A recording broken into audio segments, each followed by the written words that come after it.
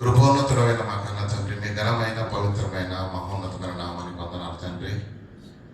అనునిత్యము తండ్రి మీ వాక్కుల చేత మా జీవితాలను సరిచేయాలని, బలపరచాలని, మీ వైపుకు త్రిప్పుకోవాలని తండ్రి అనాది కాలము మొదలుకొని తండ్రి నేటి వరకు మానవాళి జీవితాలలో తండ్రి, మానవాళి విషయంలో తండ్రి మీరు చెయ్యని ఆలోచన లేదు, వేయని ప్రణాళిక లేదు తండ్రి. మీ యొద్దకు మమ్మల్ని చేర్చుకోవాలని అహర్నిశలు ఆరాటపడుతూ తండ్రి ఇంతటి మహాకృపను మాయడలు కనపరుచుచుండగా గ్రహించక, పట్టించుకోక తండ్రి విడిచిపెట్టు వారంగా ఒకవేళ మేము ఉన్నామేమో, అందుకే ఇంకొక తరుణాన్ని అవకాశాన్ని మీరు మాకు అనుగ్రహించి తండ్రి ఈ మాటల ద్వారా తండ్రి మా బ్రతుకులను సరిచేయాలని తండ్రి మీరు కలిగి ఉన్న ఆలోచనలు బట్టి తండ్రి కృతజ్ఞతాస్తులు తెలియజేసిన తండ్రి. విన్న వాక్యాన్ని విడిచిపెట్టు వారంగా కాకుండా విన్న వాక్యం మీ ఆవేదనని, మీ ఆక్రందనని, ఆ వాక్యాన్ని బట్టి మీరు మాలో కోరుకుంటున్నటువంటి మార్పును మేము గ్రహించి సరిచేసుకొని తండ్రి మీ సన్నిధిలో తండ్రి మేము వర్ధిల్లునట్లుగా తండ్రి ఏటి గట్టున నాటబడిన మొక్క వలె తన కాలమందు ఫలించు తండ్రి మహావృక్షంగా తండ్రి మేము వర్ధిల్లునట్లుగా ఆత్మీయ జీవితంలో తండ్రి మా అందరినీ తండ్రి మీ జీవన గల హస్తాలకు అప్పగించుకుంటూ తండ్రి ఈ సమయంలో తండ్రి పరిశుద్ధాత్మ దేవుని సహాయం చేత ప్రతి హృదయాన్ని మీ వైపు తిప్పగలుగుతుంది తండ్రి కృపను అనుగ్రహించవలసిందిగా వేడుకుంటూ మా మనోనేత్రాలను వెలిగించి వాక్యం యొక్క మాధుర్యాన్ని ఆస్వాదించగలిగే వాక్యాన్ని ప్రసాదించమని క్రీస్తునామని ప్రార్థనకు వేడుకుంటున్నాము పరమ తండ్రి, ఆమేన్. ప్రియులారా, దేవుని యొక్క మహాకృపను బట్టి మరలా మీ అందరితో కలిసి దేవుని వాక్యాన్ని పంచుకునే భాగ్యాన్ని దీనుడనైన నాకు అనుగ్రహించినటువంటి కన్న తండ్రికి కృతజ్ఞతలు తెలియజేస్తున్నాను. మరి ఈరోజు మన ఆత్మీయ జీవితానికి అవసరమైన అతి ప్రాముఖ్యమైన విషయము మీతో పంచుకోవాలని నేను ఆశపడుతున్నాను. ఈ మాటలు మీకు గత వారం చెప్పాలని నేను అనుకున్నాను, కానీ చెప్పాను కదండి, మనం అనుకుంటే కాదు, దేవుడు అనుకోవాలి కనుక మరి గత వారానికి మీరు విన్న ఆ మాటలే మనకు అవసరం, అది దేవుడి నిర్ణయం. కాబట్టి మరి గత వారం కూడా చక్కని మాటలు మరి ఇరువురు సేవకులు అందించడం జరిగింది.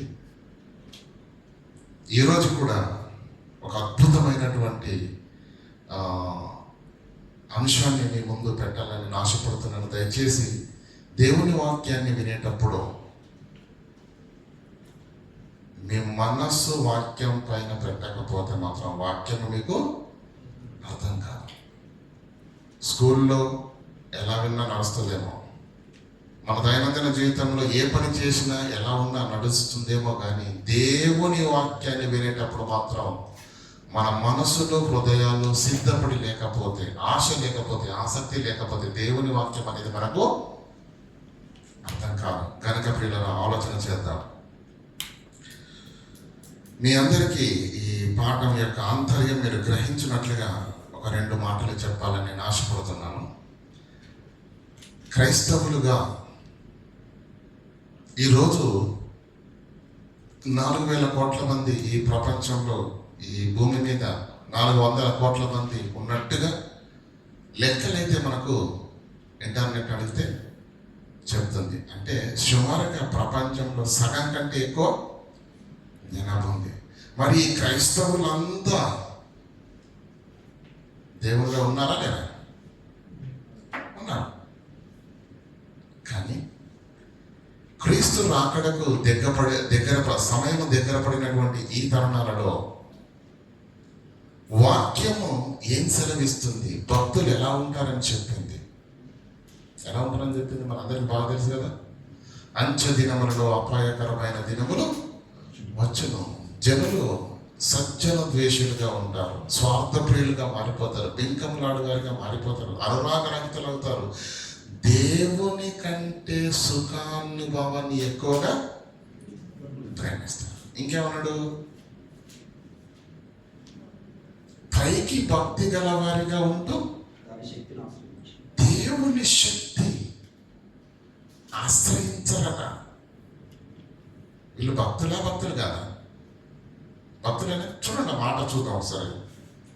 చదవండి. 2 పేతురుకు రాసిన పత్రిక 2 తిమోతి 3వ అధ్యాయం 4వ వచనం. ద్రోహులు, మూర్ఖులు, గర్వాంధులు దేవుని కంటే సుఖానుభవం ఎక్కువగా ప్రేమించేవారు. అంత్య దినములలో క్రీస్తు రాకడకు ముందు ఉండే భక్తులలోని లక్షణాలు ఎలా ఉంటాయో పరిశుద్ధాత్మ దేవుడు రాయించిన మాట.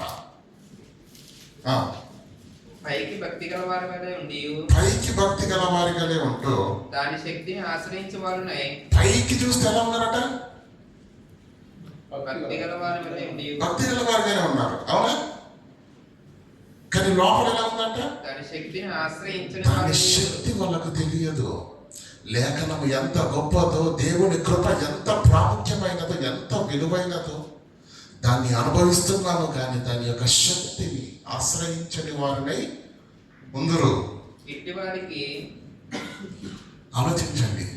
అంటే క్రైస్తవులుగా బ్రతుకుతున్న మనము, క్రీస్తు రాకడకు సమయం దగ్గరలో ఉన్నటువంటి మనము, లేఖనమేమో క్వాలిటీ లేని భక్తి ఉంటుంది ప్రజల్లో అని చెప్తుంది, అవునా కదా? వాక్యాన్ని బట్టి. కానీ మనం ఎలా ఉన్నాము అనేది మనం సరి చేసుకోవాలి. మనం ఎలా ఉన్నాము అని మనల్ని మనం ప్రశ్నించుకొని మనల్ని ఒకవేళ పునరుద్ధరించుకోవడానికి ఆలోచన చేసినట్లయితే, ఒకవేళ మన జీవితాల్లో లోపాలు ఉంటే మనం సరి చేసుకునే అవకాశం ఉంది. ఈరోజు మీరు నేర్చుకోబోయే పాఠం కూడా అదే. లోపాలను దిద్దుకుంటేనే భక్తికి సోపానం. లోపాలను దిద్దుకుంటేనే భక్తికి సోపానం. మీ అందరికీ మరి వ్యవసాయ కుటుంబాల్లో నుంచి వచ్చిన వారని నేను అనుకుంటున్నాను. ఎప్పుడు మట్టిని కానీ మొక్కను కానీ చూడలేదు మేము పుట్టిన నుండి అనే వాళ్ళు ఎవరి నుండి చేతులు లేకుండా ఉన్నారు. అందరికీ తెలుసు కదా. మంచి ప్రశ్న ఇస్తాను, సింపుల్గా ఆన్సర్ చెప్పండి. ఒక మొక్క పెరగాలంటే ఏం కావాలి?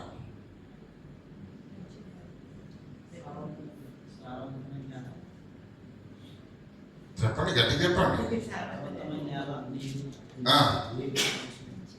తెలియదా? అందుకని కదా, ఒక మొక్క పెరగాలంటే ఏం కావాలి?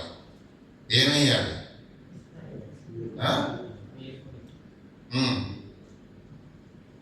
చెప్పండి, తెలియదేంటి? ఎరువు కదా. మన తిప్పడానికి ఎందుకంటే ఇంత ఆలోచిస్తున్నారు? తెలియదా ఇంటి ప్రొద్దున? ఒక మొక్క పెరగాలంటే ఎరువు వేయాలి. మళ్ళీ అడుగుతున్నాను, మొక్కకు ఎరువు వేస్తే మాత్రం పెరుగుతుందా?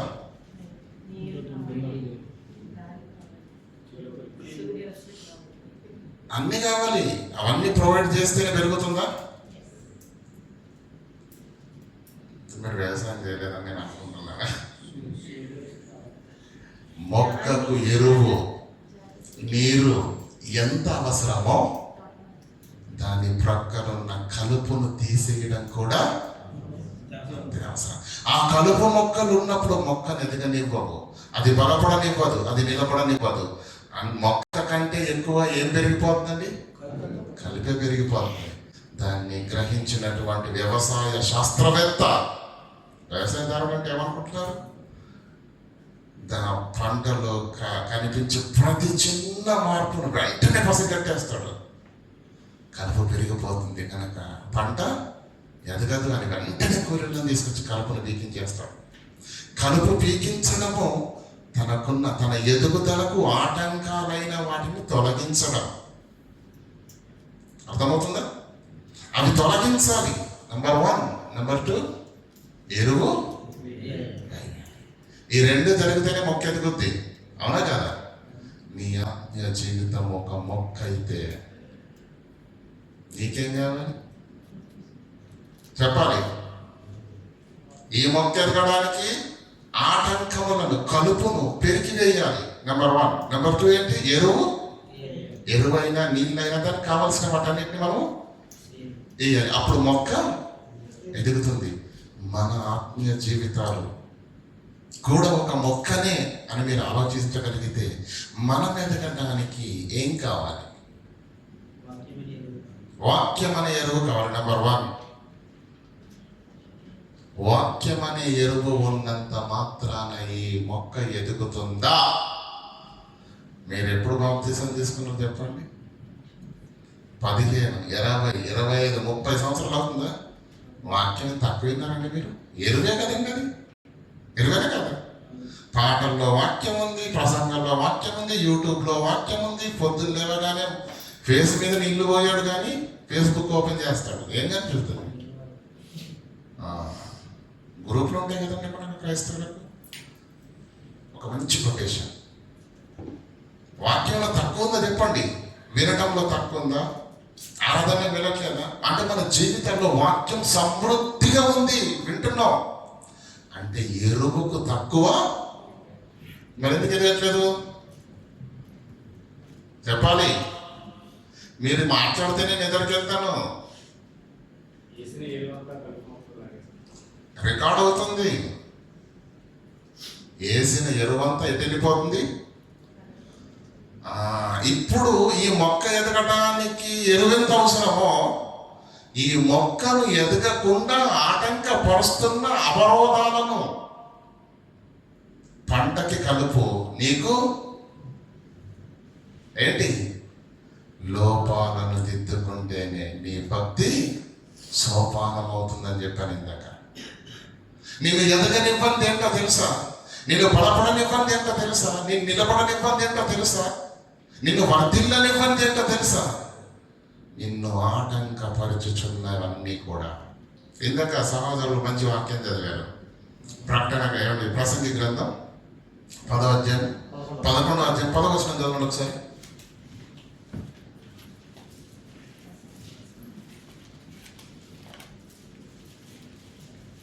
లేత వయస్సును నడిప్రాయమును గతించిపోవును గనుక నీ హృదయంలో నుండి వ్యాకులమును. కాబట్టి వయస్సు అనేది ఆగదు, నీ దినములు అనేవి ఆగవు గనక వాటిలో ఉన్న నువ్వేం చేయాలి? నీ హృదయంలో వ్యాకులమును తొలగించుకును. నీ దేహమును 10 నంబర్లు ఏం చేయండి, అద్భుతమైన మాట.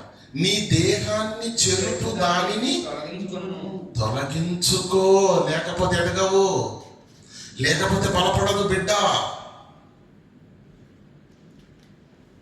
కదా. నీ దేహమును చెరుపు దానిని నీవు తొలగించుకును, అప్పుడు దేహం బలపడుద్ది. అప్పుడు పిల్లలు బలిష్ఠంగా తయారవుతారు, ఆరోగ్యంగా ఉంటారు. అవునా? అలాగే మత్తయి సువార్త దయచేసి మత్తయి సువార్త 18:9 మన ఆత్మీయ జీవితము ఎదగాలి అంటే వాక్యం అనే ఎరువు సమృద్ధిగా తీసుకుంటున్న మనము, వింటున్న మనము, చదువుతున్న మనము, పాడుతున్న మనము, మన భక్తి జీవితంలో వాక్యం అనే ఎరువుకు కొదవే. మరి ఇంత ఎరువును తీసుకుంటున్నటువంటి మనం ఎందుకు ఫలించట్లేదంటే, మొక్క ఎదగలేదంటే కారణం తన చుట్టూ ఉన్న కలుపు. నీ ఆత్మీయ జీవితం దేవుళ్ళు ఎదగట్లేదు, బలపడట్లేదంటే కారణం ఏంటో తెలుసా? యేసుక్రీస్తు మాట్లాడుతున్నాడు ఇక్కడ. నీ కన్ను నిన్ను అభ్యంతరపరిచిన యెడల. ఎందుకు అభ్యంతరపరుస్తుంది కన్ను? ఏ విషయంలో అభ్యంతరపరుస్తుంది కన్ను? నీ కన్ను నిన్ను అభ్యంతరపరిచిన ఎడల, ఆటంకపరిచిన ఎడల దాన్ని పెరిగివే, నీ యొద్ద నుండి పారవేయము. నీ దేహము చెరుపు దానిని నీవు తొలగించవు. నీ కన్ను నిన్ను అభ్యంతరపరుస్తుంటే దాన్ని పెరిగివే అన్నాడు. 2 కన్నులు కలిగి. ఎందుకు పెరిగివేయాలి ప్రభు అంటే 2 కన్నులు కలిగి నిన్ను నిత్య జీవంలోకి ప్రవేశించకుండా నిన్ను ఆపుతున్నది ఏంటో తెలుసా? నీ కన్ను. కాబట్టి ఏం చెయ్యి? పెరిగే. ఇది ఎదగాలి అంటే, ఇది బలపడాలి అంటే ఆటంకములు మన ఆత్మీయ జీవితంలో ఉండటానికి వీలు లేదు. 2 కన్నులు కలిగి అగ్ని కలిగిన నరకములో నువ్వు ప్రవేశించుట కంటే ఒక కన్ను కలిగి జీవములో ప్రవేశించుట నీకు మేలు. జీవములో ప్రవేశించుట నీకు మేలు అంటే మనకు అర్థమయ్యే లాంగ్వేజ్ లో చెప్పాడు యేసుక్రీస్తు దీన్ని. అంటే నిత్య జీవానికి వెళ్ళటానికి నీకు ఏదైతే ఆటంకంగా ఉందో నీ జీవితంలో, నీ భక్తిలో, దానిని ఏం చేయమన్నాడు? పర్లేదులే అలాగే ఉండని అన్నాడా? నో. కలుపు ఉంటే పంట పెరగదు. నీలో కూడా ఆటంకపరిచే అవలక్షణాలను, దేవునికి ఇష్టం కాని ప్రతి దానిని నువ్వు తొలగించు అన్నాడు. తొలగించు అంటే నీకు అర్థమవుతుందో లేదో అని క్లియర్గా అర్థం కావాలని ఏం చెప్పాడు తెలుసా? నీకు 2 కళ్ళు ఉన్నాయి కదా. అవును ప్రభు. ఒక కన్నే నిన్ను ఆటంకపరిస్తే పరలోకం వెళ్ళటానికి ఆ కన్నునే పెరిగి పారేయి. పరలోకం వెళ్ళడం ఎంత ఇంపార్టెంట్ ఆలోచించండి. పరలోకం వెళ్ళడం ఎంత ఇంపార్టెంటో అని యేసు కనిపించింది. కానీ క్రైస్తవులమైన మనకు నిజం చెప్పాలంటే ప్రియులారా, క్రైస్తవులకు ఈ స్పృహ లేదు. మనం క్రీస్తును నమ్ముకున్నామని. క్రీస్తుని ఎందుకు నమ్ముకోవాలండి?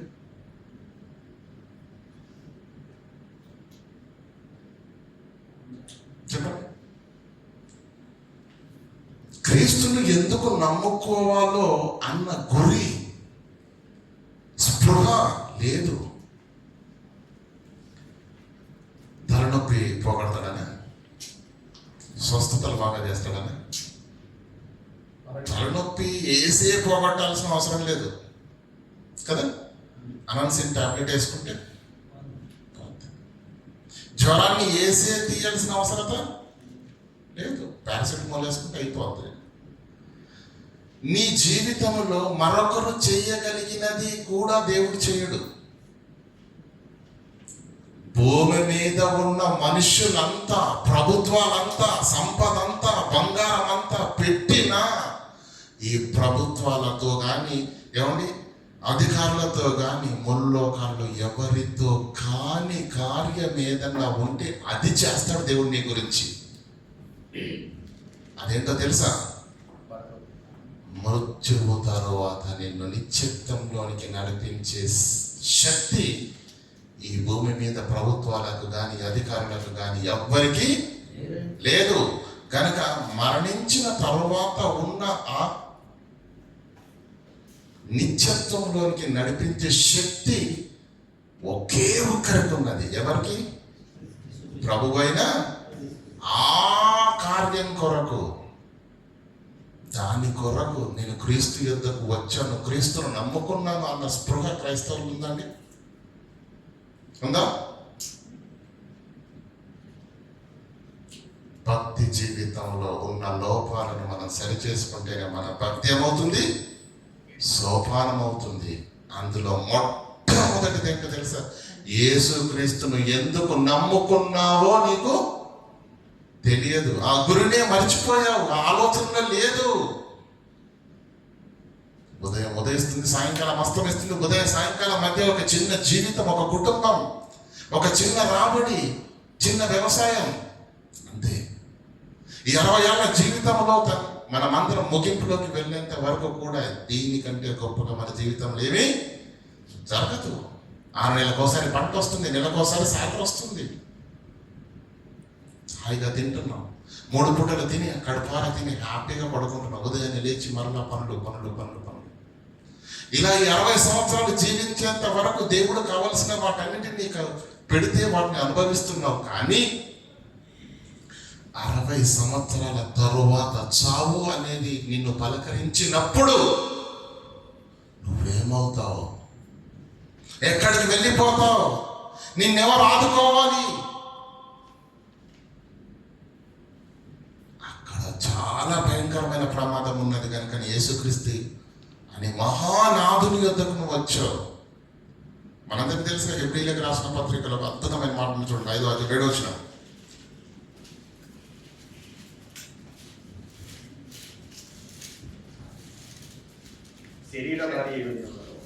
శరీరధారి అయి ఉన్న దినములలో మహారోదనతో కన్నీళ్లతో తనను యేసుక్రీస్తును ఎందుకు ప్రార్థన చేశాడు యేసుక్రీస్తు దేవునికి? ప్రభువా, మరణం తరువాత నీవు నన్ను రక్షించు, మరణము నుంచి రక్షించి నిత్య జీవంలోకి నన్ను నడిపించు. దాని కొరకు యేసుక్రీస్తు ఏం చేశాడంటే శరీరధారి అయిన దినములలో మహారోదనతో మహాకన్నీళ్లతో తాను మరణము నుండి రక్షింపగల వారి ప్రార్థనలు యాచనలు సమర్పించి ఎవరికి చేశాడు ప్రార్థన? దేవునికి చేశాడు. ఏమని చేశాడు ప్రార్థన? ఏమని చేశాడు ప్రార్థన? తన్ను మరణము నుంచి రక్షింపగల శక్తి కలిగిన దేవునికి ఏం ప్రార్థన చేసింటాడు చెప్పండి? యేసుక్రీస్తు గంటలు గంటలు ఏం ప్రార్థన చేసింటాడు? ఉద్యోగం కావాలి ప్రభా, పెద్ద ఉద్యోగం కావాలి ప్రభా అన్నాడా? ప్యాలెస్ కావాలి ప్రభా అని ప్రార్థన చేశాడా? 10 ఎకరాలు రావాలి ప్రభా అని ప్రార్థన చేశాడా? ఏం ప్రార్థన చేశాడు చెప్పండి యేసుక్రీస్తు? చెప్పండి. శరీరధారి అయి ఉన్న దినములలో అనగా భూమి మీద ఉన్న ఈ 33.5 సంవత్సరాల్లో యేసుక్రీస్తు చేసిన ప్రార్థనలు ఏంటో చెప్తున్నాడు ఇక్కడ. శరీరధారి అయిన దినములలో మహారోదనతోను ప్రార్థనలు ఏముందో తెలుసా? మహారోదన, కన్నీళ్లతోను కన్నీళ్ళు. తాను మరణము నుండి ఈ రోదన కన్నీళ్ళు ఎందుకంటే నన్ను మరణము నుంచి రక్షింపగల దేవునికి ప్రార్థనలు యాచనలు సమర్పించి భయభక్తులు కలిగి ఉన్నందున ఏసే భయభక్తులు కలిగి ఉంటే యేసును నమ్ముకున్న నువ్వెలా ఉండాలి చెప్పు? ఎలా ఉండాలి? కొరింథీయులకు రాసిన పత్రిక 15:9 ఒకసారి.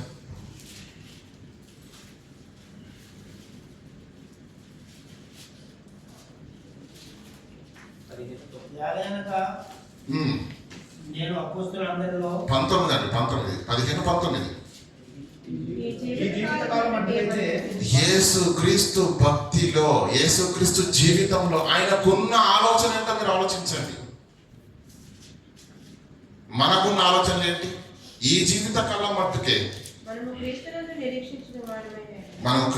నిరీక్షించిన వారమైన ఎడల మనుషులందరికంటే క్రీస్తునందు మనము మనుషులందరికంటే దౌర్భాగ్యులుగా ఉండకూడదు. అంటే క్రీస్తునందు దేని విషయంలో నిరీక్షణ కలిగి ఉండాలి? మీరు చదివిన మాట నేను అడిగేది ప్రశ్న.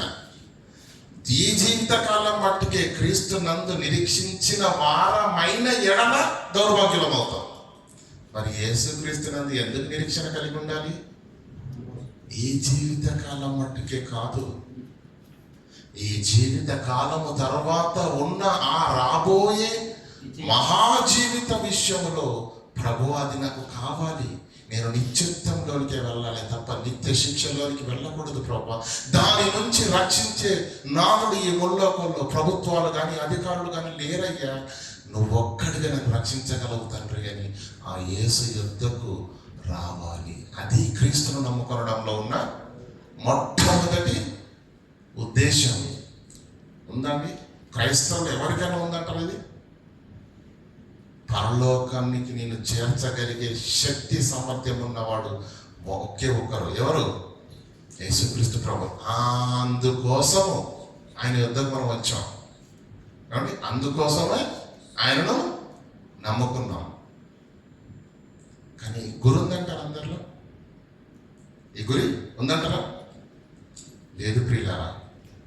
అంటే యేసును ఎందుకు నమ్ముకున్నామో మొదటిదే మనదేంటి? మొదటి దాంట్లో పెద్ద లోపం ఉంది, పెద్ద లోపం ఉంది. భక్తి జీవితాలను ప్రారంభించి కొన్ని సంవత్సరాలు గడిచిపోతున్నా స్పృహ లేకుండా బ్రతుకుతున్నాం మనం ఈరోజు. ఆ స్పృహను లేకుండా బ్రతుకుతున్నాం. అయితే మన భక్తి జీవితాలు ఎలా వర్ధిల్లుతాయి ఒకసారి ఆలోచించండి. మొదటి ప్రాముఖ్యమైన మన విషయంలోనే మనము పెద్ద పప్పులో కాలేశారంటారు కదండి. పప్పులో కాలేశారా? కాలేదు, గూడుకుపోయాడు అందులో. యేసును ఎందుకు నమ్మాలో అర్థం కాలేదు ఈ సమాజాన్ని. యేసును ఎందుకు నమ్ముకున్నావో నీకు అర్థం కాలేదు. అర్థం కాకుండా నువ్వు చేస్తున్న భక్తే. అందుకే ఏమని రాశాడంటే తిమోతి పత్రికలో, పైకి భక్తి గలవారుగా ఉన్నారు, అయితే దాని శక్తిని నువ్వు నమ్ముకున్న యేసుక్రీస్తు ఎంత గొప్పవాడు, ఆయన ఎంత శక్తిమంతుడు, ఆయన ఏమి ఇవ్వగలడు, ఆయన దేని కొరకు నమ్మాలో అర్థం కాక బ్రతుకుతున్న భక్తి జీవితాలు మనవి. కడుపులో నొప్పి తీసేయాలా, జ్వరం తీసేయాలా, తలనొప్పి తీసేయాలా. భూమి మీద ఉన్న ఆరోగ్య డాక్టర్ దగ్గరికి వెళ్తే ఇవ్వడా టాబ్లెట్లు? ఆయన శక్తి మీకు అర్థం కావట్లేదు.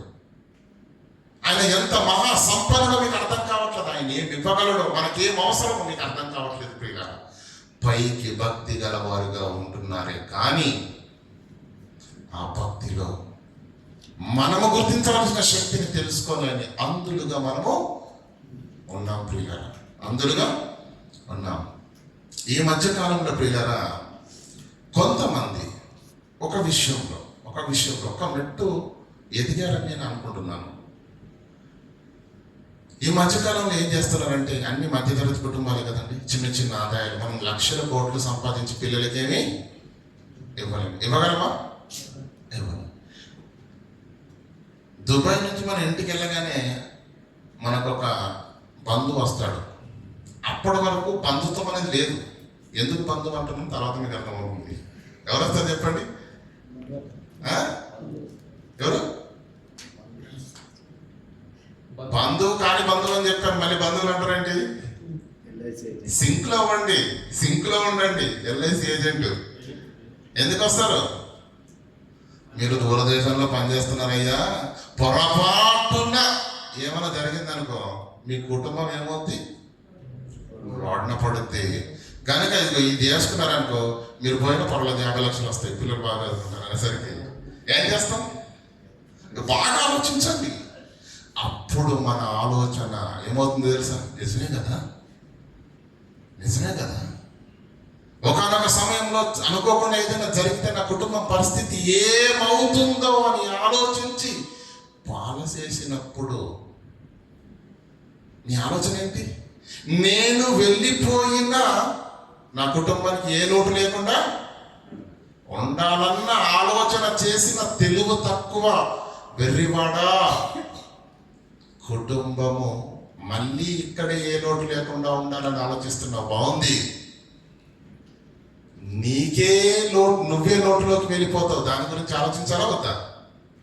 నీ కుటుంబానికి సెక్యూరిటీ చేసి వెళ్ళిపోతున్నావు, కానీ నువ్వెక్కడికి వెళ్తున్నావు?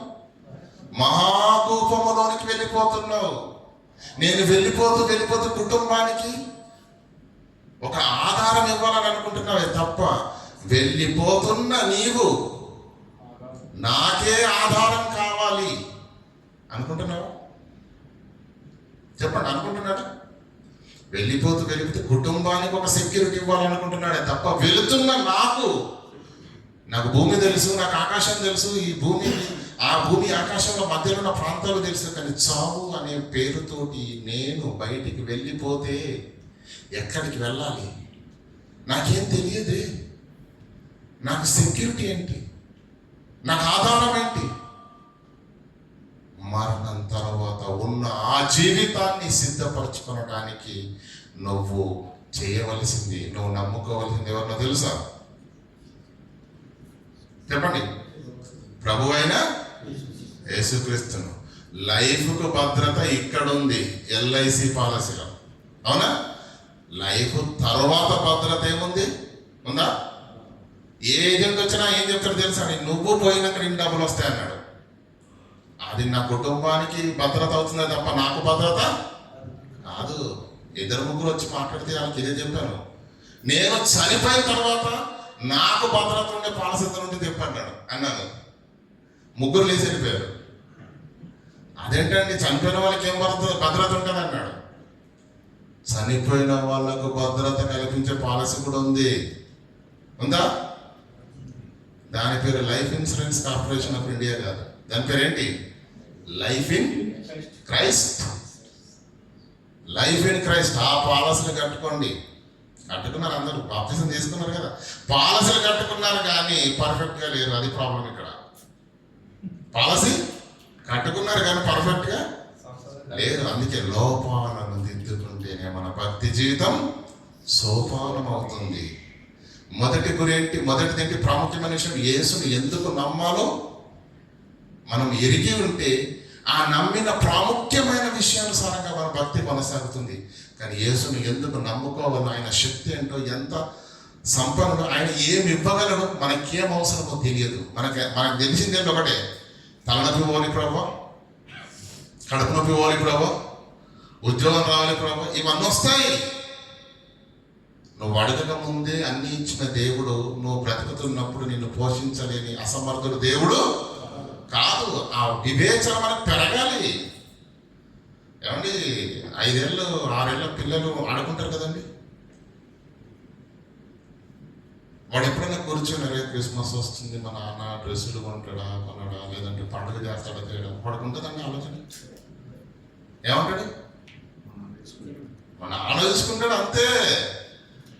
కేరింతలు కొట్టుకుంటూ ఆడుతూ ఉంటాడు. మనకు ఆలోచన ఉందండి భక్తి విషయంలో.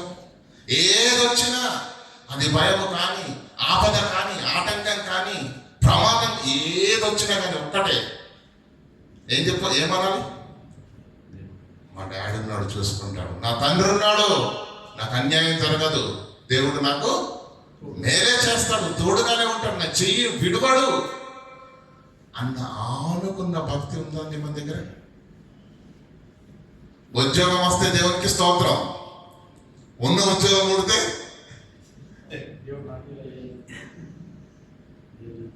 ఆ దేవుని గుడిలో మన్ను కూడా నాకేం చేయాలి, ఇదంతా నేనే దొరికినా, నా కొడుకే దొరికాడా. ఆలోచించండి ప్రియులారా, దేవుని ఆనుకున్న భక్తి మనం చేయట్లేదు. యేసుని ఎందుకు నమ్ముకోవాలో మనకు అర్థం కాలేదు.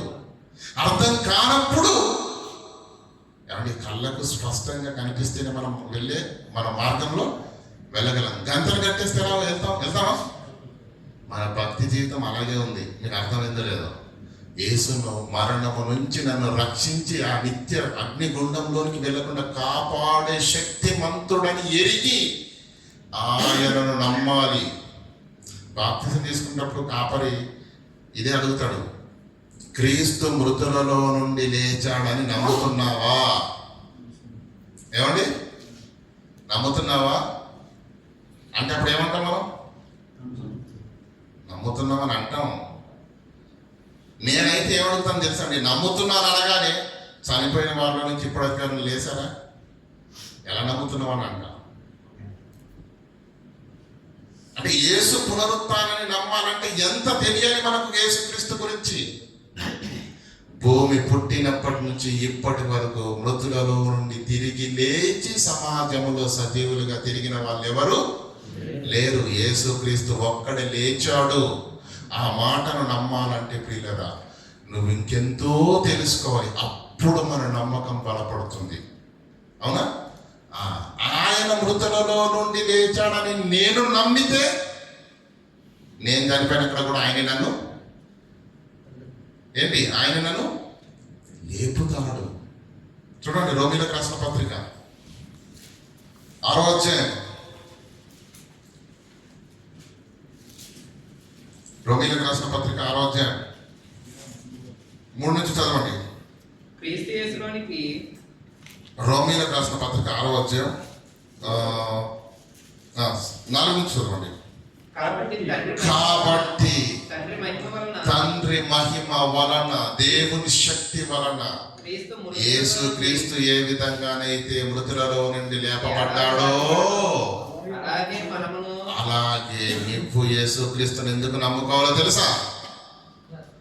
నీవు కూడా మృతులలో నుండి, యేసు లేపబడిన మాట నిజమైతే నువ్వు లేపబడతావన్న మాట కూడా నిజం. మృతులలో నుండి మనము లేపబడతాము, దాన్ని మనము నమ్మాలి. అందుకు యేసు యొద్దకు రావాలి, అందుకు యేసుక్రీస్తు పాదాలను పట్టుకోవాలి, అందుకు యేసుక్రీస్తును విడవకుండా భక్తి చేయాలి. గత వారం చెప్పారు కదండి సహోదరులు, అని ఆషేరు గోత్రికురాలు ఏం చేసిందండి? 80 ఏళ్ళు గడిచిన బహు వృద్ధురాలు ఏం చేసిందండి? దేవాలయమును విడిచిపెట్టక దేవుణ్ణి, ఎందుకంటే దేవాలయమును విడిచిపెట్టక దేవుని పాదాలను ఎందుకంటే గట్టిగా పట్టుకుంది? నిన్ను విడిచిపెడితే నా జీవితం అయిపోద్ది. అందుకోసం దేవుని ఏం చేసింది? గట్టిగా ప్రభువా నాకు కావాల్సింది పరలోకం, నిన్ను విడిచిపెడితే మాత్రం అది దొరకదు. అర్థమైందండి వాళ్ళకు. పేతురు గారిని ఒకసారి యేసుక్రీస్తు సీరియస్ అయ్యాడు, అందరినీ గద్దించాడు కదా, మీరు అందరూ రొట్టెలు తిని తృప్తి పొందడం వల్ల నా ఎమ్మట వస్తున్నారు కానీ ఒక్కడికి వాక్యం అంటే ఇంట్రెస్ట్ లేదు, ఒక్కడు నేను చెప్పే మాటలు వినట్లేదు అని చెప్పేసి అనగానే ఏం చేశారండి? అప్పటి నుంచి యేసుక్రీస్తు శిష్యుల్లో ఎవ్వరూ ఆయనను వెంబడించలేదంట. అప్పుడు యేసుక్రీస్తు అందరూ వెళ్ళిపోయారు, 11 మంది 12 మంది ఉన్నారు. యేసుక్రీస్తు సీరియస్గా ఇంతమంది వెళ్ళిపోయారు కదా, మీరు కూడా ఒకవేళ వెళ్ళాలనుకుంటే వెళ్ళిపోండి అన్నప్పుడు పేతురు ఏమన్నాడు తెలుసా? మేము ఎక్కడికి వెళ్తామయ్యా, ఈ ప్రపంచంలో ముల్లోకాలలో నిత్య జీవానికి నడిపించే మాటలు, ఈ 60 ఏళ్ళ జీవితం గురించి కాదయ్యా. ఈ 60 ఏళ్ళ జీవితం తర్వాత ఉన్న జీవితం అనంతమైనది, నిత్యం ఉండేది. ఆ జీవితాన్ని మేము పొందుకోవాలంటే ఆ మాటలు నీ దగ్గర తప్ప ఈ ప్రకృతిలో ప్రపంచంలో ఎవరి దగ్గర లేవు. ఆ మాటలు కావాలయ్యా మాకు. నిన్ను దాటి వెళ్ళిపోతే ఆ మాటలు మాకు ఎక్కడ దొరుకుతాయి? మాకు నిత్య జీవం ఎలా వస్తుంది? మేము ఎలా బాగుపడతాం? కనుక నీవే నిత్య జీవం మాటలు గడవాడు కనుక నిన్ను విడిచిపెట్టమయ్యా, మేము బాధ అయిన కష్టమైన శ్రమైన నిన్ను విడిచిపెట్టనని భక్తిని చూపిస్తున్నాడు అక్కడ పేతురు గారు. కనుక మొదటిది అతి ప్రాముఖ్యమైనది, యేసును ఎందుకు నమ్మాలో ఆయన శక్తి ఏంటో ఎరగకుండా కొనసాగుతున్న భక్తి జీవితాలు మనవి. కనుక యేసుక్రీస్తు చిన్నవాడిగా చూడకండి. మన భక్తి యేసు యుద్ధకు మనం వచ్చినామంటే కడుపు నొప్పి, కాలు నొప్పి, తలనొప్పి డాక్టర్ కూడా తీసేస్తాడు. ఏమండి, మనము నమ్ముకున్న వారము, నమ్ముకొని వారు బతకట్లేదా భూమి మీద? క్రీస్తుని నమ్ముకొని వారు బతుకుతున్నారు లేదా? మనకంటే ఆరోగ్యంగా ఉన్నారా లేదా? మనకంటే సంపన్నంగా ఉన్నారా లేదా? కనుక మీ అందరికి చెప్పేది ఏంటంటే, ఈ ఆకాశము క్రింద పుట్టిన ప్రతి మనిషి దేవుని యొక్క కుమారుడు, దేవుని యొక్క కుమార్తెనే. అది దేవుడు తన కృప చొప్పున అందరికీ అనుగ్రహిస్తూనే ఉంటాడు. అడిగితేనే ఇస్తాడు అనుకోకండి, అడగకపోయినా ఇస్తాడు. ఎందుకంటే తండ్రి బాధ్యత అది మీరు గుర్తెరిగి క్రీస్తు యుద్ధకు మనం రావడంలో ఉద్దేశము నిత్య జీవాన్ని అనుగ్రహించే మోక్ష ప్రదాతని గుర్తించి యేసు యుద్ధకు రావాలి. కానీ అస్పృహ ఈరోజు క్రైస్తవుల్లో లేదు. అంటే క్రీస్తు యుద్ధకు వచ్చిన మేము పరలోకానికి వెళ్ళాలి అంటే ప్రతి వారం క్రమం తప్పకుండా సంఘానికి వెళ్ళాలి, బోధకులు చెప్తున్న మాటలు వినాలి, ఆ బోధకులు చెబుతున్న వాక్యంలో ఉన్న లోపాలను మేము సరి చేసుకొని మా ఆత్మీయ జీవితాలను కట్టుకోవాలి, కుటుంబాలను కట్టుకోవాలి, దేవునికి ఇష్టమైన భక్తిని ఈ భూమి మీద చేయాలి, అప్పుడే మేము పరలోకం వెళతాము అన్న స్పృహతో క్రైస్తవుల భక్తిలో ఉన్నారంటారా? చెప్పండి. అసలు వెళ్ళాలన్న ఆలోచన బోధకుడు 10 సార్లు వాళ్ళిస్తాడు తప్ప వాళ్ళ మైండ్లో ఒక్కసారి కూడా నేను క్రైస్తవులము పరలోకానికి వెళ్ళాలి, దేవుడు మా కొరకు ఎదురు చేస్తున్నాడు, నరులారా తిరిగి నా తండ్రి నా కొరకు ఎదురు చేస్తున్నాడు, నేను నిన్న తండ్రి దగ్గరికి వెళ్ళాలి అన్న ఆలోచన కలిగిన భక్తులు ఏమన్నా సంఘంలో లేరు. దుబాయ్ నుంచి వచ్చాం కదా, దుబాయ్కి ఏమంటే ఇండియా నుంచి వచ్చాం కదా, ఏ రోజైనా నీ కుటుంబాన్ని తెలుసుకొని ఉంటావా? తల్లిని తెలుసుకోకుండా ఉంటావా? తండ్రిని తెలుసుకోకుండా ఉంటావా? భార్యను, పిల్లల్ని? వెళ్ళాలి, ఏదో ఒక రోజు వెళ్ళాలి. వస్తాను, ఆగు, లెక్క పెడతా ఉంటాడు ఇలా నెలలు, అంతేనా?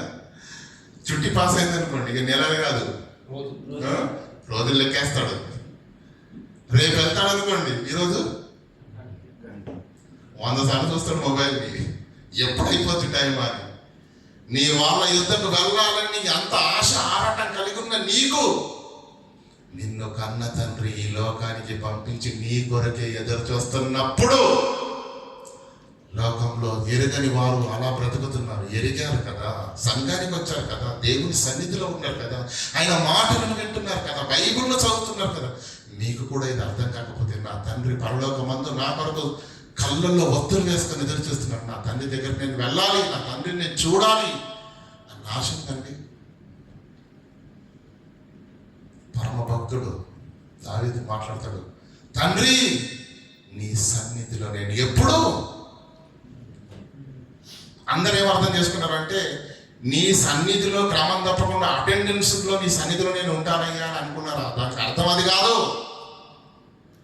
తండ్రి నీ సన్నిధిలో నేను ఎప్పుడు కనపడతాను అంటే దాని అర్థం ఏంటి? నేను ఎప్పుడు చచ్చిపోతాను ప్రభా, ఎప్పుడు నీ దగ్గరికి వస్తాను దాని అర్థం. అదండి భక్తి. కనుక రెండవ దాని విషయంలోకి వెళ్దాం ప్రియులారా. మన భక్తిలో ఉన్న లోపం ఏంటో మొదటిది అర్థమైందిగా. రెండవది సామెతల గ్రంథం 2వ అధ్యాయం 21వ వచనం. సామెతలు 2:21. యథార్థవంతుడు సామెతల గ్రంథము 2వ అధ్యాయం. యథార్థవంతులు దేశమందు నివసించుదురు, పాపము లేని వారు దానిలో నివసించుదురు. సామెతల గ్రంథం ఎలా మనం చదువుతున్నది? 2వ అధ్యాయం 1వ వచనం. నా కుమారుడా, నీవు నా మాటలను అంగీకరించి భక్తిలో ఉన్న నీవు నీ జీవితంలో నీ భక్తి జీవితం ఎదగకుండా, నీ భక్తి అనే ఆత్మీయ మొక్క ఎదగకుండా నిన్ను ఆటంకపరుస్తున్నది ఏంటో తెలుసా? నిన్ను బలపరిచేదాన్ని నువ్వు నెగ్లెక్ట్ చేస్తున్నావు, నిర్లక్ష్యం చేస్తున్నావు. కుమారుడా, నీవు నా మాటలను అంగీకరించి నీవు నా మాటలను అంగీకరించి నా ఆజ్ఞలను నీ యొద్ద దాచుకొనిన యెడల. ఇందాక మీరు ఏం చెప్పారండి? మొక్క ఎదగాలంటే ఎరువు ముఖ్యమన్నారా లేదా? మరి మన ఆత్మీయ జీవితాలకు ఎరువు ఏదన్నారు మీరు ఇందాక? వాక్యం ఎరువు అన్నారా లేదా? ఆ వాక్యమును ఏం చేస్తున్నారంట చూడండి. కుమారుడా, నీవు నా మాటలను అంగీకరించు. ఎందుకో తెలుసా? ఈ మాటలే నీ ఆత్మీయ జీవితానికి ఎదుగుదలకు ఎరువు. అంగీకరించి నా ఆజ్ఞలను ఆజ్ఞలను దాచుకున్న ఎడల, జ్ఞానమునకు నీ యొక్క చెవి ఒగ్గిన ఎడల, హృదయపూర్వకంగా నీ హృదయము దేవునికి సంపూర్ణంగా అర్పించాలి. హృదయపూర్వకంగా మనం ఎవరిని ఇష్టపడతాం చెప్పండి? నిజం చెప్పండి. అందరికంటే ఎక్కువ ఎవరు ఇష్టం అంటే ఏం చెప్తాం? చెప్పండి. ఖచ్చితంగా ఎవరి పేరు ఉంటుంది చెప్పండి? ఎవరి పేరు ఉంటుంది? అమ్మో, అన్న మంచోడు, పిల్లల పేరు చెప్పాడు. ఎవరి పేరు చెప్తారు చెప్పండి? పెళ్లి కాని వాళ్ళు ఒక పేరు చెప్తారు, పెళ్ళైన వాళ్ళు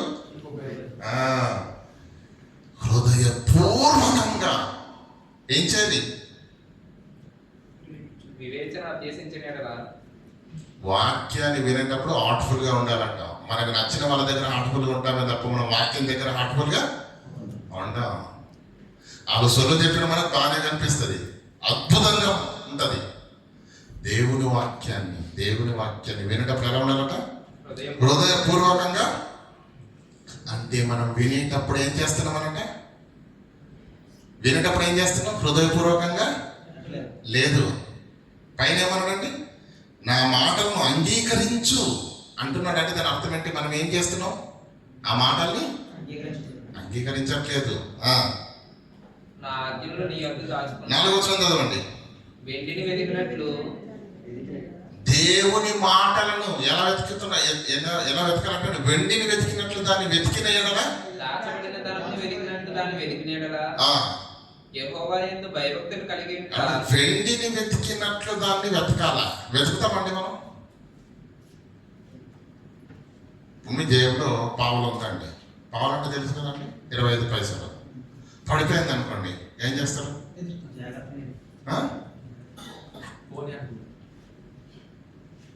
ఇండియాకి వెళ్ళాలని చైన్ కొనుక్కున్నారు, 4 కాసులు చైన్ కొనుక్కున్నారు, అది పోయింది. పావలం అయినప్పుడు ఎలా వెతుకుతావు? కాసుల పేరు పోయినప్పుడు ఎలా వెతుకుతావు చెప్పండి అమ్మా. చెప్పాలి, మీకు అర్థం కావాలి. దేవుని వాక్యము, దేవుడు మాట్లాడిన ప్రతి మాట మనకి ఎక్కాలి. ఇక్కడ దేవుని వాక్యాన్ని ఎలా ఇప్పుడు అర్థమవుతుందో తెలుసు? వెండిని వెతికినట్టుగా అంత వెతుకుతామండి. ఏదైనా మనకు అర్థం కాదంటే, ఏదైనా కదా అర్థం కాదంటే ఇలా మూసేస్తాం. ఏదైనా వాక్యం అర్థం కాకపోతే అది ఎక్కడుంది? ఈ వచనంలో ఉందా, ఆ అధ్యాయంలో ఉందా, ఈ పుస్తకంలో ఉందా? వెతుకుతామండి, ఆలోచిస్తాం, ప్రయాసపడతామా?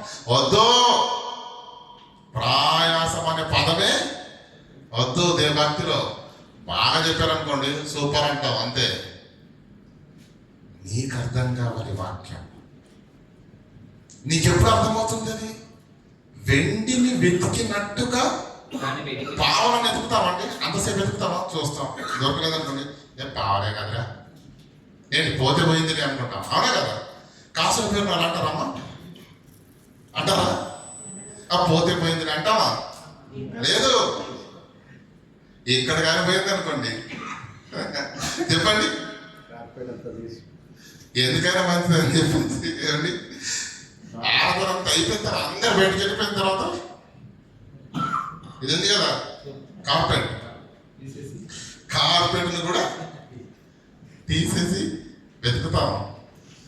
వెండి మొక్క అంటే అంత ఇష్టం మనకు, బంగారు మొక్క అంటే అంత ఇష్టం, దాని వల్ల అంత ఆశ ఉంటుంది, ఆసక్తి ఉంటుంది. దేవుని వాక్య విషయంలో కూడా మనకు అదే ఉండాలి అని వాక్యం చెబుతుంది. లేదు అని మనం అర్థం చేసుకోవాలి. ఈరోజు భక్తి జీవితం లోపాలను సరి చేసుకుంటేనే మన భక్తి సోపానం అవుతుంది. అలా వెతుకుతున్నామా? అంత సమయాన్ని ఇస్తున్నామా? అంత ఆశ ఉందా? అంత ఆసక్తి ఉందా? పావలా పడిపోవా కానీ ఏమంటే దొరికితే దొరికింది, లేకపోతే పోయింది అన్నట్టుగా లేదండి మన వాక్య విషయంలో ఉన్న భక్తి. అలాగే లేదా మన యొక్క దృష్టి, అలాగే లేదా మన యొక్క ప్రవర్తన. ఆలోచించండి. ఇది రెండవ లోపం ప్రియులారా. ఇంకా తిమోతికి రాసిన మొదటి పత్రిక 6వ అధ్యాయం తీయండి. తిమోతికి రాసిన మొదటి పత్రిక 6వ అధ్యాయం 11-12 వచనాలు.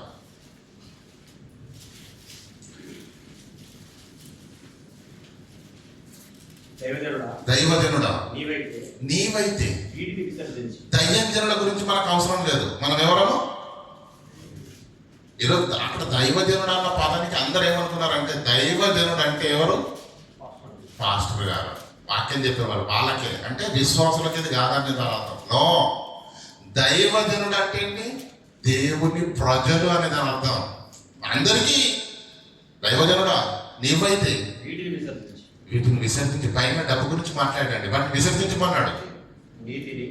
నువ్వేం చేయాలి? నీతిని, భక్తిని, విశ్వాసమును, ప్రేమను, ఓర్పును, సాత్వికమును సంపాదించుకొనుటకు ప్రయాసపడము. ఇప్పుడు మీకు ఒక క్వశ్చన్ వేస్తానండి. వాక్యంలో ఇవి సంపాదించుకుంటే వస్తాయని ఉందా? ఊరికెలా వచ్చేస్తాయని ఉందా? దాన్ని ప్రయాసపడితేనే మీకు వస్తాయి. దాన్ని సంపాదించుకున్నట్టు నువ్వేం చేయి? మనం ఏం చేస్తున్నాం? డబ్బును సంపాదించుకోవడానికి ప్రయాసపడుతున్నాం. కానీ ఇక్కడ వాక్యం ఏముంది? నీతిని, విశ్వాసమును, ప్రేమను, భక్తిని, ఓర్పును, సాత్వికమును సంపాదించుకున్నట్టు నీవు ప్రయాసపడము. ప్రయాసం ఉందా? ప్రయాసం ఉందండి. వీటిని సంపాదించుకోవడానికి ప్రయాసం ఉందా? డబ్బులు సంపాదించుకోవడానికి ప్రయాసం ఉందా? డబ్బు విషయంలోనే ప్రయాసపడతాం. వీటిని సంపాదించుకోవడానికి ప్రయాసం లేదు. నంబర్ 1. నంబర్ 2 చదవండి కిందికి. విశ్వాస సంబంధమైన మంచి పోరాటం. ఇవన్నీ సంపాదించుకున్న తర్వాత నువ్వేం చేయాలి? విశ్వాస సంబంధమైనది.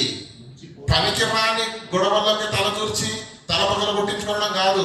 విశ్వాస సంబంధమైన మంచి పోరాటము పోరాడాలి. అప్పుడు నీతిని, భక్తిని, విశ్వాసమును, సాత్వికమును సంపాదించుకున్నట్టు ప్రయాసపడాలి. నెంబర్ 1. దాన్ని సంపాదించుకున్న తర్వాత విశ్వాస సంబంధమైన మంచి పోరాటము పోరాడాలి. నెంబర్ 2. అప్పుడు నిత్య జీవమును, అప్పుడు నిత్య జీవం మనకు వస్తుంది. ఇవేమన్నా ఉన్నాయండి మన భక్తిలో? ఆలోచించండి, ఉన్నాయా? ఎలా వస్తుంది చెప్పండి? ఎలా వస్తుంది? కనుక ప్రియులారా, మొదటిది గురి లేదు. నెంబర్ది ఏంటి? ప్రయాసము, ప్రోగ్రెస్ అనేది లేదు. ఉందా? లేదు. 3వది సామెతల గ్రంథం 4వ అధ్యాయం 4వ వచనం చదవండి.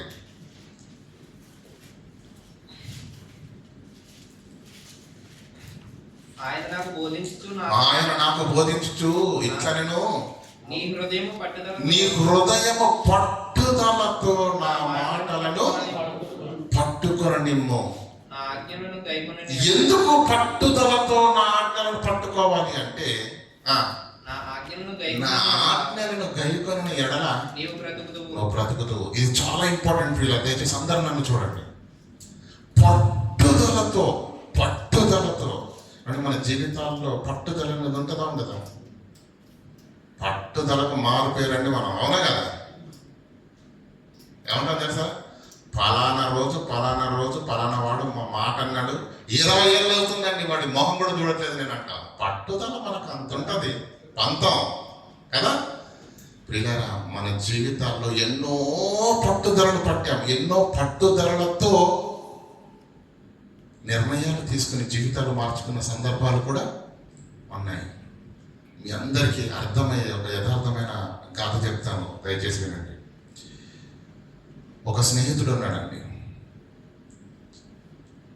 పుష్కలమైన డబ్బు, విందులు వినోదాలు, ఏమండి ఎప్పుడు చూసినటువంటి జల్సాలు చేయడం స్నేహితులతోటి, ఏమండి ఉంటుంది మాంసము కానీ మందు కానీ ఇలా పెడుతూ డబ్బులు విపరీతంగా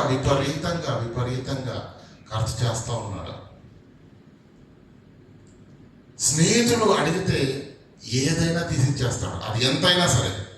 ఉందా లేదా ఆలోచించాడు, తన చేతి పైన ఉన్నటువంటి ఉంగరాల దగ్గర నుంచి కూడా బంగారమైన ఏదైనా ఇచ్చేస్తాడు, అంత ప్రేమ స్నేహితుడు అంటే.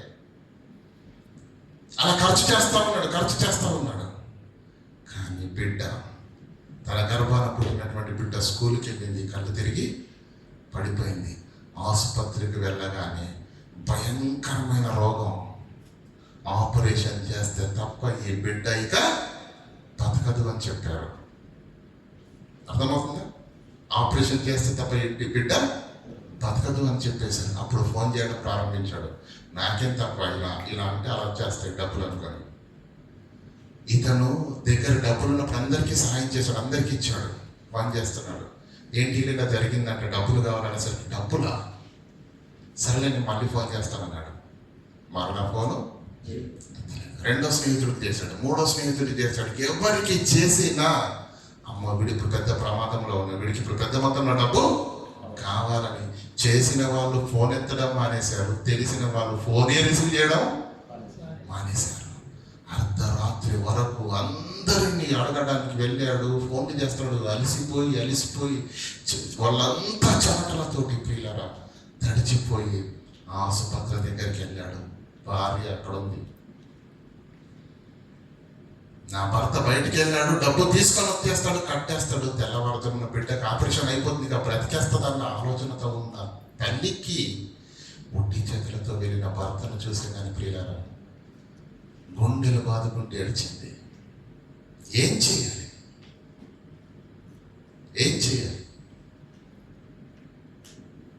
అప్పటి వరకు స్నేహితులను అతిగా నమ్మి అతిగా ఖర్చు చేసినటువంటి అతని జీవితంలో చెరిగిపోని ముద్ర వేయబడింది. చెరిగిపోని ముద్ర. అప్పుడు బలంగా ఒక నిర్ణయం తీసుకున్నాడు, పట్టుదలతో. అలా నిర్ణయం తీసుకుని మరలా బిడ్డ దేవుని మహాకృపను బట్టి ఆ భార్య తనకిచ్చిన డబ్బులంతా కూడా పెట్టుకొని బంగారాన్ని కొని చిన్న కొంటారు కదండి కాసురెడ్డి కథలలో, ఆ బంగారం అంతా అమ్మి మెడలో పసుపు తాడు వేసుకొని ఆ చైన్ కూడా అమ్మేసి మొత్తానికి బిడ్డను దక్కించుకుంది. ఈ గుణపాఠాన్ని చవి చూచినటువంటి స్నేహితుడు పట్టుదలతో ఒక నిర్ణయం తీసుకున్నాడు. మరలా మంచి జాబ్ సంపాదించుకున్నాడు.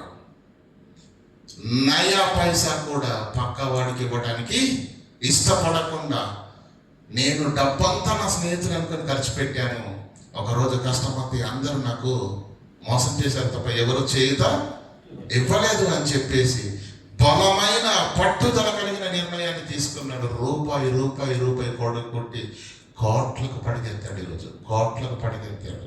ఈరోజు కుటుంబము, భార్య, పిల్లలు అద్భుతంగా ఉంది.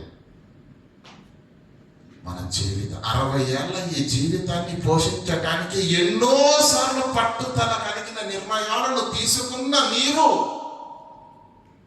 అనంత జీవితాన్ని సంపాదించుకోవటానికి పట్టుదల కలిగిన నిర్ణయం నీ భక్తి జీవితం లేకపోతే ఆ నిత్య జీవం నీకు రాదు. బలమైన నిర్ణయం కావాలి, పట్టుదల ఉండాలి, అది మిస్ చేసుకోవద్దు అని. మనతో ఉన్న మాట 4:4 ఆయన నాకు దేవుడు నీకు బోధించు కుమారుడు భూమి మీద నీ జీవితం నిలబెట్టుకోవడానికి, నీ జీవితాన్ని మార్చుకోవడానికి, సరి చేసుకోవడానికి ఎన్నో బలమైన నిర్ణయాలను తీసుకున్నావు కదా పట్టుదలతో. అయితే 60 ఏళ్ళ జీవితం తర్వాత ఉన్న నిత్య జీవం కూడా పొందాలి అంటే నువ్వు పట్టుదల కలిగిన నిర్ణయాన్ని తీసుకోవాలి. స్నేహితుడు ఉన్నాడు, ఒకప్పుడు భయంకరమైన మద్యం తాగేవాడు. ఒకనొక దినమున దేవుని వాక్యం అతని యుద్ధకి వెళ్ళి సందర్శించింది. ఆ రోజు నిర్ణయం తీసుకున్నాడు, ఇక జీవితంలో ఈ మద్యపానం జోలికి జీవితమే మారిపోయింది. ఈరోజు దేవునిలో చాలా గొప్పగా ఉన్నాడు. ఆత్మీయ జీవితంలో బలంగా నలుగురికి నిలబెట్టే విధంగా, నలుగురికి సహాయం చేసే విధంగా, కాబట్టి కుట్రల కుతంత్రాలు వీటన్నింటిని మానేసి కేవలం దేవుని యొక్క ప్రేమ చేత జీవితాన్ని మార్చుకున్నాడు పట్టుదల కలిగిన నిర్ణయంతో. కనుక పిల్లరా, ఈ 60 ఏళ్ళ జీవితంలో ఎన్నో పట్టుదల గల నిర్ణయాలను తీసుకుని మన జీవితాలను సరిచేసుకున్న వైనం మన చుట్టూ ఎన్నో చూస్తున్నాం కదా. మరి నీ భక్తి జీవితంలో ఆ పట్టుదల కలిగిన నిర్ణయం లేకపోతే, ఆ పట్టుదలేని భక్తిలో లేకపోతే అనంత జీవితాన్ని పొందుకుంటామా? కనుక పట్టుదల కలిగినటువంటి భక్తి లేకపోవడం, బలహీనం ఉంటే ఉంది, లేకపోతే లేదు. మనది ఎట్లా ఉంటుందంటే, ఉంటే ఆకాశం అంతా, లేకపోతే అలా కాదు ప్రియులారా. పట్టుదల కలిగినటువంటి నిర్ణయంతో ఏమంటుండే అక్కడ, కుమారుడా నా హృదయమును పట్టుదలతో పట్టుకొనిమ్ము, నా ఆజ్ఞలను గైకొని. ఎందుకంత పట్టుదల పట్టాలో తెలుసా? భక్తిలో, నీ విశ్వాస జీవితంలో ఎందుకంత భక్తి పట్టుండాలంటే, ఈ ఆజ్ఞలను గైకొని నీవు బ్రతుకుదు. అదండి, మన భక్తిలో పట్టుదల లేదు, మన భక్తిలో సీరియస్నెస్ లేదు. ఏమండి, గొప్ప నిర్ణయం తీసుకున్నప్పుడు, జీవితం గొప్పగా మలచబడుతున్నప్పుడు, మరి అనంత జీవితం పొందాలంటే ఇంకెంత గట్టి నిర్ణయం తీసుకోవాలో చెప్పండి. ఒక్కసారి నిర్ణయం తీసుకున్నాడండి అపోస్తలుడైన పౌలు. మనందరికీ బాగా ఎట్లుంది జీవితం? ఎట్లుంది? బ్రతుకుట క్రీస్తే, సావైతే. అట్లా పట్టుదలతో పట్టుకోవాలి దేవుని మాటలను. సీరియస్నెస్ ఉండాలి. భక్తి పర్లేదులే, ఏం కాదులే, తర్వాత చూద్దాంలే, పర్లేదు కాదు. మన భక్తి జీవితంలో ఏముండాలండి? పట్టుదల ఉండాలి, సీరియస్నెస్ ఉండాలి. ఇంకొకటి ఆశ, ఆసక్తి. మన బెరియా పట్టణస్తుల గురించి తెలుసు కదండి. పౌలు సీరియల్ వాక్యం చెప్తే ఎలా విన్నారటండి? ఆశతో. చూడండి 11వ అధ్యాయం 11వ వచనం, 10-11వ వచనం కలిసి ఉంటాయి అపొస్తల కార్యంలో.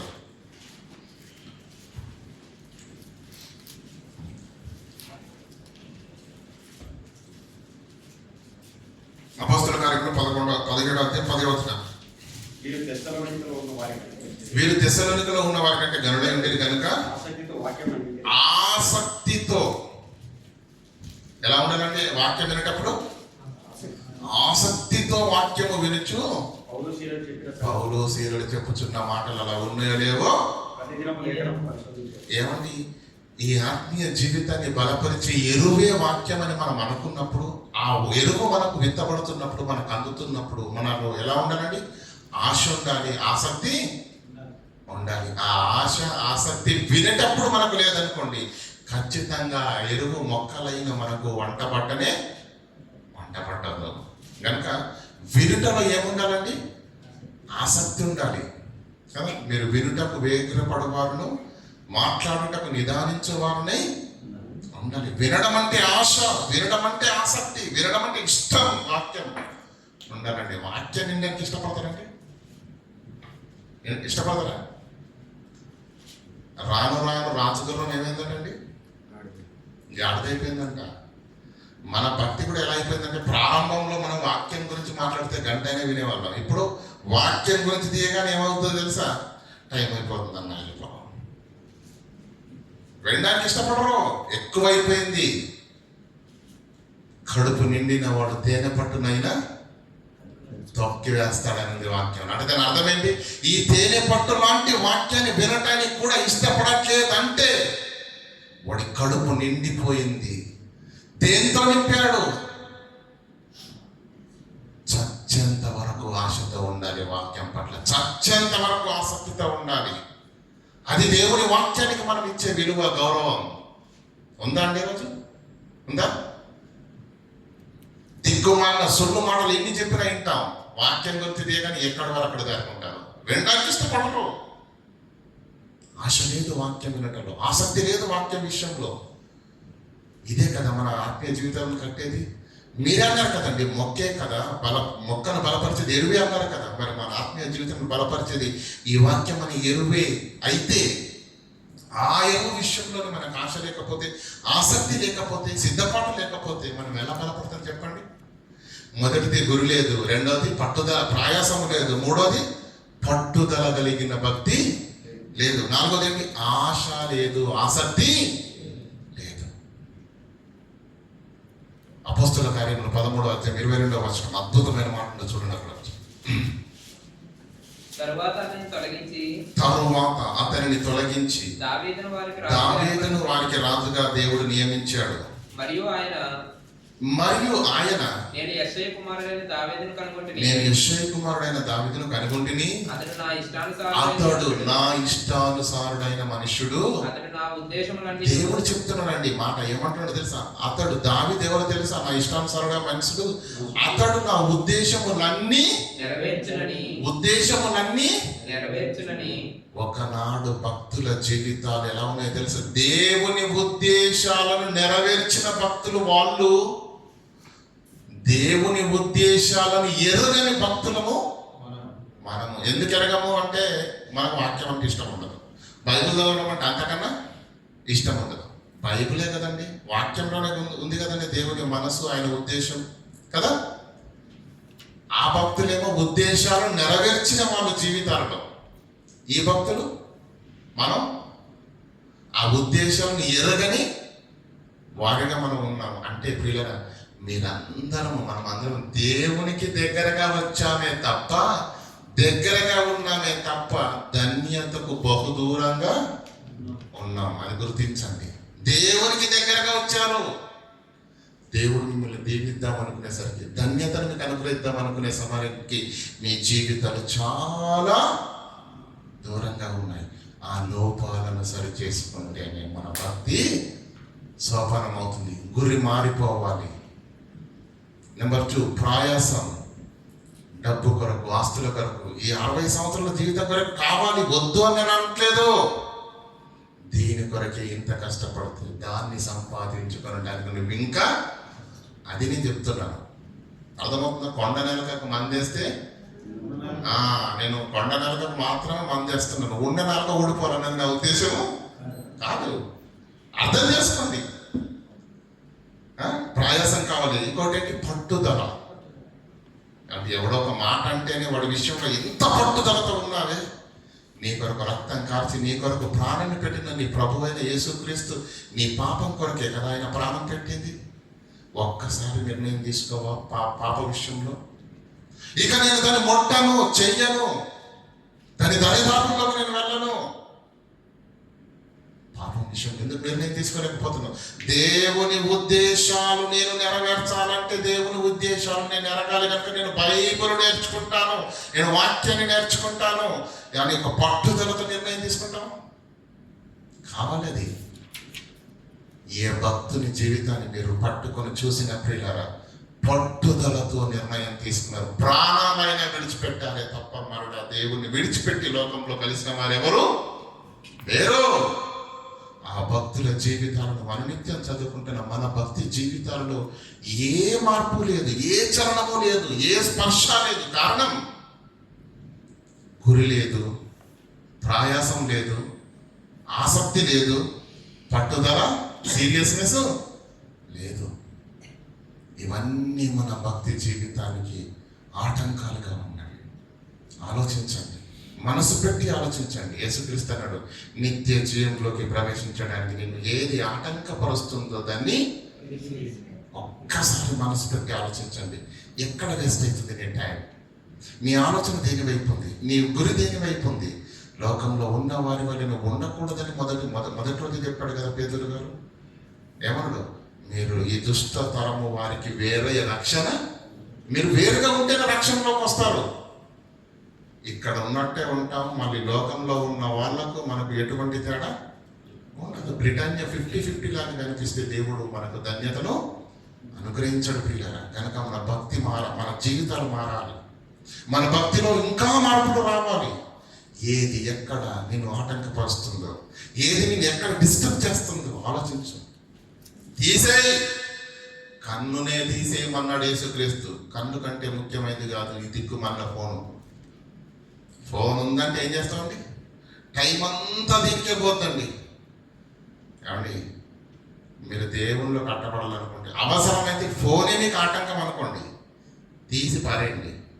కీప్యాడ్ ఉంటే చూడండి, చిన్నది ఉంటే, చిన్న ఫోన్లు ఉంటాయి కదండి, కీప్యాడ్ బటన్లోది, అది తీసుకోండి శుభ్రంగా. ఏ టెన్షన్ ఉండదు అందులో. ఏ ఫేస్బుక్ రాదు, ఏ వాట్సాప్ రాదు, ఏ ఇన్స్టాగ్రామ్ రాదు. నీ టైం ఎక్కడికి పోదు. చాలా టైం ఉంటుంది. డ్యూటీ నుంచి రాగానే కాస్త ఇంటికి ఫోన్ చేసుకున్న మిగతా సమయం అంతా నువ్వు దేవుల్లో బలపడడానికి, వాక్యాన్ని వినడానికి, నేర్చుకోవడానికి, నీ ఆత్మీయ జీవితాన్ని సరి చేసుకోవడానికి ఎంతో సమయం దోహదపడుతుంది. కన్నే పెరికేసుకోమన్నాడు దేవుడు. మనం ఫోన్ను పెరికేసుకుంటావా? మన వల్ల అవుతుందా? లోపాలను సరి చేసుకుంటేనే భక్తి సోపానం అవుతుంది. ఇది ఇలాగే నడవనివ్వండి, ఇది ఇలాగే వెళ్ళనివ్వండి అంటే ఉపయోగం ఉండదు ప్రియులారా, ఉపయోగము ఉండదు. కనుక ఆలోచించండి. ఇవి మన దైనందిన జీవితంలో మీరు అర్థం చేసుకోవలసినవి, మీరు మార్చుకోవలసినవి చెప్పాను. ఇక బోధ విషయానికి వస్తే అది రెండవ భాగంలో మాట్లాడదాం. మనకు మనంగా చేసుకోవలసినవి, మనకు మనం సరి చేసుకోవలసినవి ఇవి. కనుక ఆలోచించండి ప్రియులారా. యేసుక్రీస్తు దేవుని మహాకృపను బట్టి ఈ లోకానికి వచ్చి మనందరినీ పరలోకానికి నడిపించడానికి ఆయన నోరు తెరిచి మొట్టమొదటిగా మాట్లాడిన మాట ఏంటో తెలుసా? పరలోక రాజ్యము సమీపించి ఉన్నది గనుక మారు మనసు పొందుడని చెప్పాడు. ఏం చెప్పాడు తెలుసా? పరలోక రాజ్యం వచ్చేసిందిరా ఆయన అని చెప్పాడు ఫస్ట్ వర్డ్. కానీ ఇంకా సిద్ధపాటు లేకుండా నీవు నేను జీవిస్తే 20 ఏళ్ళ భక్తి జీవితం కలిగిన మనము దేవునికి దగ్గరగా ఉన్నామా, దేవునికి దూరంగా ఉన్నామా? మీరు ఆలోచించండి ప్రియులారా. నీకు వచ్చిన ఎగ్జాంపుల్ చెప్తాను. మనము దయచేసి అందరికీ చూడండి, సాతాను ఏం చేస్తుంది అంటే, దేవుడు నువ్వు పరలోకం వెళ్ళడానికి ఏం చెయ్యాలో అది దేవుడు చెప్తాడు. సాతాను ఏం చేస్తా తెలుసా? పరలోకం వెళ్ళటానికి నువ్వేం చేస్తే వెళతావో అది మాత్రం చేయలేదు, మిగతా నువ్వేమన్నా చేసుకో, నో ప్రాబ్లం. అర్థమవుతుందా? నువ్వేం చేస్తే పరలోకం వెళ్తావో అదొక్కటే చేయను, మిగతా నువ్వేం చేసినా పర్లేదు. ఎందుకు? ఎండులో ఖచ్చితంగా నువ్వు పరలోకం అలా. మీకు అర్థం కావడానికి మాట చెప్తాను. మనకు ఒక స్నేహితుడు ఉన్నాడు, వాడు దుబాయ్ వెళ్ళడం మనకి ఇష్టం లేదు. ఫర్ ఎగ్జాంపుల్ చెప్తాను, దుబాయ్ వెళ్ళడం ఇష్టం లేదు. మనం అందరం ఇంటికానే ఉన్నాం అనుకోండి. వాడు దుబాయ్ వెళ్ళకుండా ఆటంకపరచాలంటే ఏం చేయాలి అని ఆలోచించి రెండో స్నేహితుడు ఏం చేశాడు తెలుసా? పాస్పోర్ట్ తీసి దాచిపెట్టేశాడు. ఈ స్నేహితుడు ఏం చేస్తున్నాడు? ఇంకా నా పని అయిపోయిందిరా, ఏజెంట్ ఆల్రెడీ ఫోన్ చేశాడు, నీకు మంచి కంపెనీలో ఉద్యోగం అన్నాడు, విజన్ ఇచ్చారా బాబు అన్నాడు, సంకలు గుద్దుకుంటున్నాడు, సంబరపడుతున్నాడు, విందులు చేస్తున్నాడు, వినోదాలు చేస్తున్నాడు, టికెట్ తీసుకొని కూడా వచ్చాడు, ఫ్లైట్ టికెట్ తెచ్చాడు, బస్సు టికెట్ కూడా తెచ్చుకున్నాడు, అన్నీ తెచ్చుకున్నాడు, లగేజ్ సర్దేసుకున్నాడు, ఎంతో సంతోషంతో బంధువులను పిలుచుకున్నాడు, అన్ని పిలుచుకున్నాడు. కానీ రెండో వాడు మాత్రం ఫుల్ క్లారిటీతో ఉన్నాడు. ఎందుకు?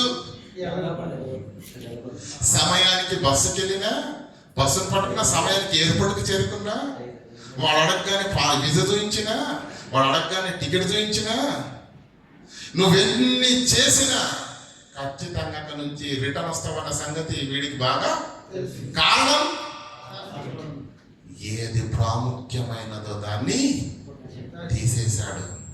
మన భక్తిలో అనేది చేసింది సాతాను. మీకు ఈ ఒక్క మాటతో మీరు ఆలోచిస్తే మీ యొక్క భక్తి జీవితాలను ప్రభావితం కావడానికి ఎవ్వరు ఆపలేరు. ఈ ఒక్క ఎగ్జాంపుల్తో మనం ఏం చేస్తే పరలోకం వెళ్తామో అది మాత్రం చేయకుండా వాడు పాస్పోర్ట్ లాగేసుకున్నాడుగా లాగేసుకున్నాడు. చెప్పమంటారా ఒక్క మాట? లూకాసు వార్త 6:46 చదవండి. లూకాసు వార్త 6:46. చెప్పు మాటల ప్రకారం యేసు క్రీస్తు చెబుతున్న మాట, మనం ఏం చేస్తే పరలోకానికి వెళతామో, ఏం చేస్తే నిత్య జీవులకు వెళతామో, ఏం చేస్తే మన ఆత్మీయ జీవితాలు దేవుడు కోరుకున్నట్టుగా ఉన్నతంగా మలచబడతాయో ఆ మాటలను చేయక ఆ మాటలను క్రైస్తవులు వింటున్నారా? చెప్పండి. యేసు చెప్పిన మాటలు వింటున్నారా లేదా? మాట్లాడండి. వింటున్నారా? పాడుతున్నారా? చదువుతున్నారా? కానీ ఏం చేస్తలేరు. యేసు చెప్పిన మాటలను వింటున్నారు, పాడుతున్నారు, చదువుతున్నారు, కానీ ఏం చేయట్లేదు తెలుసా? నేను చెప్పు మాటల ప్రకారంగా చెయ్యరు. పాస్పోర్ట్ తీసిన వాడు ఎట్లాగో రిటర్న్ వస్తాడో ఏం చేశాడు యేసుక్రీస్తు? ఈ మాటలను ఎందుకు చెప్తున్నాడు? ప్రవక్తల ద్వారా ఎందుకు చెప్పించాడు? అపోస్తలుల ద్వారా ఎందుకు చెప్పించాడు? బోధకుల ద్వారా ఎందుకు చెప్పిస్తున్నాడు వాక్యాన్ని? ఆ మాటల ప్రకారంగా మీరు నేను చెయ్యాలి, బ్రతకాలని. వాడేం చేశాడు? చెయ్యకు, ఇను, నో ప్రాబ్లం. పాడు, నో ప్రాబ్లం. చదువు, నో ప్రాబ్లం. క్రియలు లేని విశ్వాసం మృతమైనప్పుడు ఆ మృతమైన విశ్వాసానికి పరలోకం ఇస్తాడు దేవుడు. కనుక పాస్పోర్ట్ను దాచేసినట్టుగా ఈడేం చేశాడు? ఏం చేయదు. నిమ్మకు నీరెత్తినట్టుగా రావాలి, కూర్చోవాలి, వినాలి. ఎన్ని రోజులైనా ఇంతే, ఎన్ని సంవత్సరాలైనా ఇంతే. చలనము వద్దు, ఏమంటే మార్పు వద్దు, క్రియ వద్దు, ఫలము వద్దు, ఎదగడం వద్దు. పిల్లరా ఆలోచించండి. ఏది చేస్తే మనం నిత్యత్వంలోకి వెళ్తామో అదొక్కటి చేయలేడు. మిగతా ఏం చేసినా వీడి హడావిడి చూశాం కదండి. టికెట్ తీసుకొచ్చుకున్నాడు, స్నేహితులను పిలిచాడు, విందు చేశాడు. కానీ రెండో వాడికి ఏం తెలుసు? నువ్వెంత చేసినా దుబాయ్కి మాత్రం కారణం పాస్పోర్ట్ దాసెట్టేశాడు. అపవాది కూడా ఏం చేశాడు తెలుసా? నువ్వేం చేస్తే పరలోకం వెళతావో అది చెయ్యనివ్వడు. ఏం చేస్తే పాతాళానికి వెళ్తావో అది ఖచ్చితంగా నీ చేతనే చేస్తాడు. నీ గురించి నీకంటే ఎక్కువగా ఇంకా ఎవరికి తెలియదు ఈ ప్రపంచంలో, అవునా కదా?